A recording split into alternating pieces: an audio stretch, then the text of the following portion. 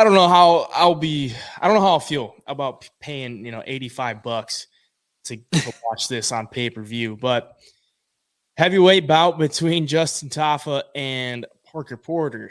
Justin Tafa minus 120, Parker Porter plus 120. Over under for the heavyweight set at 2.5 rounds, plus 138 on the over, minus 138 on the under.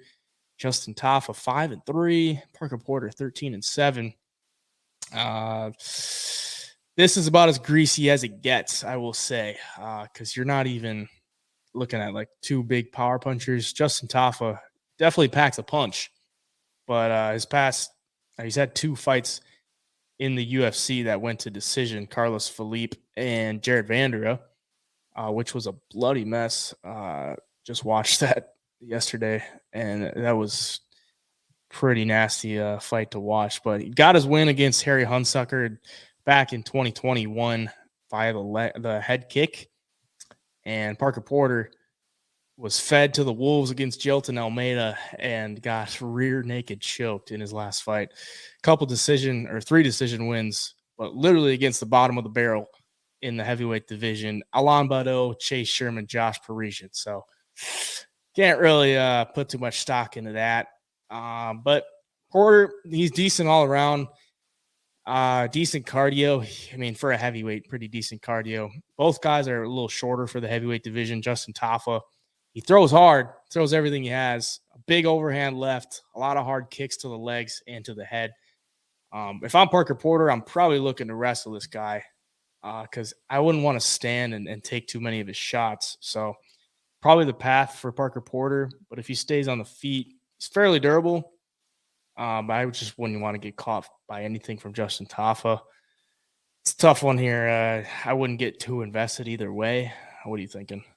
Yeah, I mean, both guys 6 foot tall. So the heavyweight division, I mean, they're not these big guys, but Justin Tafa, like you said, he throws everything into every single punch he throws, trying to end guys' nights. And Parker Porter's been knocked out 3 times.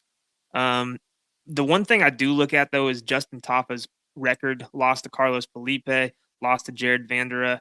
Those aren't the best losses, I guess, especially the Vandera one. Jared Vandera has looked pretty bad at times in the UFC. And then he beat Harry Hunsucker, who I don't know what Harry Hunsucker's doing in the UFC, to be honest with you. So really, you take away that one, and he's 1-3 in the UFC. So yeah, neither guy are just gonna like blow you off the. I mean, you're not gonna look at their stats, or you're not gonna look at their fights, and they're not just gonna blow you away with talent or anything like that. I do think the game plan for Parker Porter is going to be go in there, try to get a takedown early, get Justin Tafa tired, because if you can do that and take some of that power away, I think Parker Porter could cruise to a victory. He does have 3 submission wins on his record. So he's a little bit more well-rounded. I think Justin Tafa has kind of fallen in love with just trying to find that big knockout shot. We haven't seen much else of his game besides that. And if Parker Porter's the underdog, I'm going to lean towards him right here. I'm not necessarily going to invest a ton of money in this fight because as far as heavyweights go, it's not the highest of levels. You kind of know what you're going to get with both guys. But I think if Parker Porter wants to win this fight, he's got to get it to the ground early, take some of that heat out of the arms of Justin Tafa. And if he does that, I think he's got a decent chance to cash as an underdog. But yeah, man, I'm just not going to be too invested with the money on this one. Yeah, I almost like that under. Look at it again. Under 2.5 rounds, minus 138 for heavyweights. It's not bad. Come on, man. They get hit a lot too. I mean, Justin Tafa, both guys land over 5 significant strikes per minute, and both guys get hit over 5 or almost even over 6 significant strikes per minute. So, yeah, that under is looking pretty decent, for heavyweights. You gotta expect some kind of violence in a heavyweight fight. And I do like that they're both 6 foot tall with a similar reach. They're going to be like eye level with each other swinging. So it's not like somebody's going to have a massive reach disadvantage and can't find the chin. I mean, they're going to be looking right at each other. And yeah, I mean, Justin Tafa, obviously the knockout ability, and Parker Porter's been knocked out a few times. So yeah, under 2.5 might not look too bad at all, especially at minus 138.